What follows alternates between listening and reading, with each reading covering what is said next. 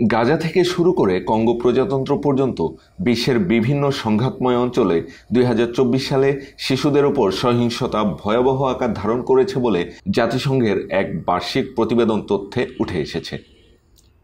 জাতিসংঘ মহাসচিব অ্যান্তোনিও গুতেরেসের প্রতিবেদন অনুযায়ী ২০২৪ সালে সশস্ত্র সংঘাতে শিশুদের ওপর সহিংসতার মাত্রা নজিরবিহীনভাবে বেড়েছে, আর ২০২৩ সালের চেয়ে গুরুতর সহিংসতার ঘটনা ২৫% বেড়েছে।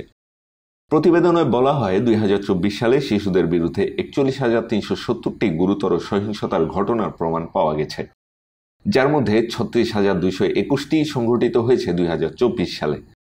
বাকি ৫,১৪৯টি আগের বছরের হলেও তা এবছর যাচাই করা হয়েছে। এটি গত ৩০ বছরের মধ্যে যা সর্বোচ্চ। ২০২৩ সালেও শিশু সহিংসতায় রেকর্ড হয়েছিল, তবে পরের বছর অবশ্য সেই রেকর্ডও ছাড়িয়ে যায়।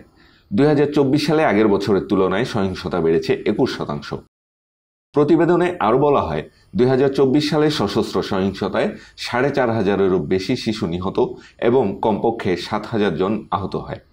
বর্তমানে নির্বিচার হামলা ও সহিংসতার প্রধান শিকার শিশুরাই বলেও দাবি করা হয়। এছাড়াও বহু শিশু একাধিক সহিংসতার শিকার হয়েছে। এমন ভুক্তভোগী শিশুর সংখ্যা দাঁড়িয়েছে ২২,৪৯৫ জন।